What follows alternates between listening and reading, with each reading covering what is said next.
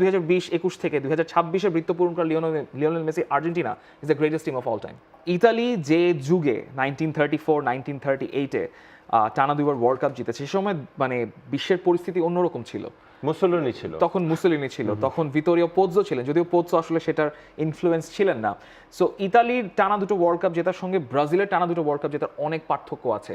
They played with such rigour and such brilliance যে ওই টানা দুটো ওয়ার্ল্ড কাপ ব্রাজিল জিতেছিল। And new brand of football, specially absolutely new brand of football. 58 বলতে হবে যে the advent of Pele, so that youngster, so সব মিলে ঠিক সেই জায়গা থেকে এখন যদি আমরা greatest team of all time যদি ওই ওয়ার্ল্ড কাপের বিচারে করি টানা দুটো, ইটস ব্রাজিল। আর্জেন্টিনার সামনে চড়া হাসি হয়ে গেছে। এখন একটু বাকিটা বলি, আর্জেন্টিনার সামনে সেই দলটাকে টক্কর দেওয়ার মতো অবস্থা এখন তৈরি হয়ে গেছে যে 2021 সালে কোপা আমেরিকা জিতে আসা একটা দল তার ঠিক পরের বছর ওয়ার্ল্ড কাপ জিতেছে, তার পরের 2 বছর পর তারা কোপা আমেরিকার ফাইনাল আরেকবার জিতলো, এবং এই দলটার সেই ক্যাপাসিটি আছে যে আরেকটা ওয়ার্ল্ড কাপ ফাইনালে যেতে এবং গিয়ে জিতে ফেলা। সো যদি এই একটা কমপ্লিট বৃত্ত পূরণ হয়ে যায়, আপনি তখন হয়তো বলতে স্বীকার করতে বাধ্য হবেন যে 1954-58 পেলের চাইতে 2021 থেকে মানে 2020-21 থেকে 2026-এ বৃত্ত পূরণ করা Lionel Messi Argentina is the greatest team of all time. Wow, big statement. মুখস্থ করে আসছে মনে হয়, টানা বলে গেল।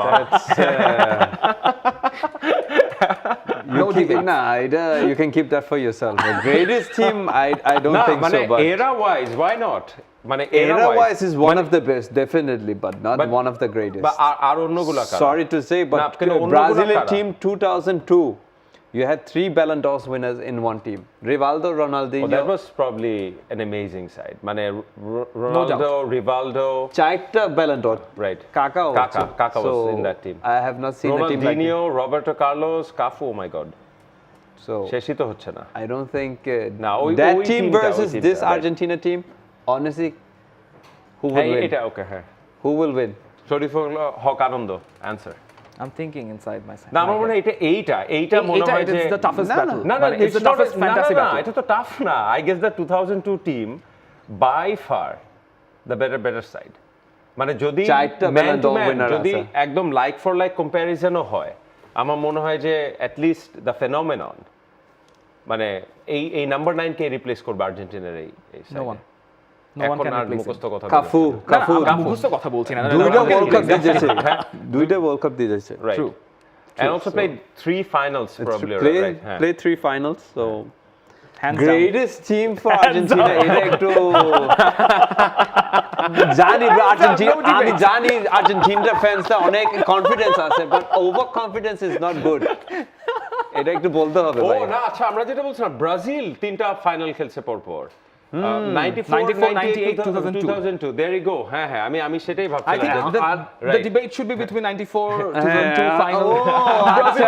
আচ্ছা, This Argentina না, কিন্তু আবার একটু যাই যে এই না যে যেহেতু কথা ঢুকে যাচ্ছে 94 এর, ইভেন 94 এর Brazil with Romario and Bebeto. That like আমার মনে হয় the true samba, মানে amazing ছিল।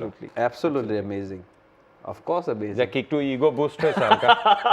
I can see him pumped up. Even the 98 team, if Ronaldo যদি injury না থাকতো ফাইনালে, হ্যাঁ, they would have won 100% by. He was injured. France teamer কিছু লোক আছে ফুড পয়জন দিছে ম্যাচের আগে। But সবই সত্য কথা, but sadly now we are living in 2026. For more updates, subscribe to our YouTube channel and click on the bell icon.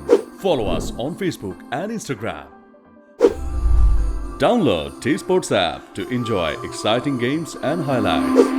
Visit tsports.com.